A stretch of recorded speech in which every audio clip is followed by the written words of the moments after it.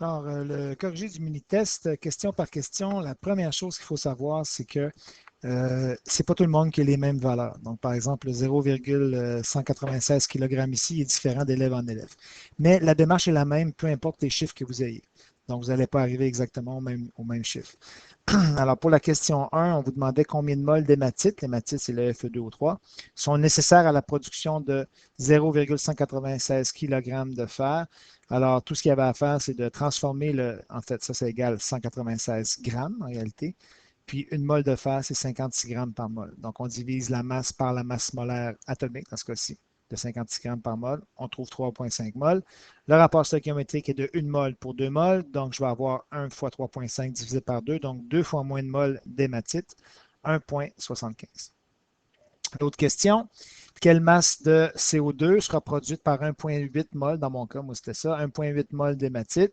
Bien, 1,8 mol d'hématite, dans un rapport de 3 mols pour 1 mol avec le CO2, ça va produire 3 fois plus de CO2, donc 5,4 mols de CO2.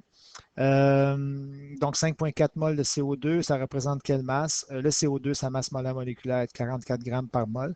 Alors ça fait la masse est égale au nombre de moles multiplié par la masse molaire moléculaire, 5,4 par 44, 237,6 grammes de CO2 dans mon cas.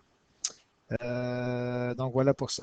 Question 3, donc il y a la question 1 de la question 3. La question 2, pardon, question 2, la question 1 de la question 2, c'était combien de moles de dioxygène sont nécessaires à la combustion de. Ici, c'est 285 grammes de CS2, parce que c'est en kilogrammes ici. Donc, première chose à faire, 285 grammes de disulfure de carbone, c'est 285 divisé par la masse molaire moléculaire, ce qui nous fait 3,75 mol. Donc, dans un rapport d'oxygène CS2 de 3 mol pour 1 mol, je vais avoir 3 fois plus de mol de O2. Donc, 3 fois 3,75 divisé par 1, 11,25 mol de dioxygène. Ensuite, 7,8 mol de SO2 sont produites. Quelle masse de disulfure de carbone a été nécessaire pour ça? Ben, dioxyde de soufre pardon, et disulfure de carbone, 2 mol pour 1 mol. Si c'est 7,8 pour le dioxyde de soufre, ça va être 3,9 pour le CS2. Puis 3,9 mol de CS2. 3,9 mol de CS2 à 76 grammes par mol, ça fait combien de grammes? Ben, la masse molaire moléculaire multipliée par le nombre de moles, 296,4 grammes de disulfure de carbone. Pour terminer, la troisième question, c'était avec des concentrations molaires. Alors, on vous disait dans la première question, 120 litres d'acide sulfurique, donc 120 litres d'acide sulfurique ici. La concentration molaire, c'est 11,5 moles par litre. Le nombre de moles associés au H2SO4, c'est la concentration molaire par le volume en litres. Donc, 1380 moles de H2SO4 ont réagi. On vous dit combien de moles de H2SO4 dans un réservoir de 120 litres à 11,5 moles par litre. Le calcul est ici. On arrive à 1380 moles. Pour B, on vous dit si la totalité du contenu du réservoir, autrement dit, si les 1380 moles de H2SO4 réagissent, ça pourrait neutraliser quelle quantité de bicarbonate de soude.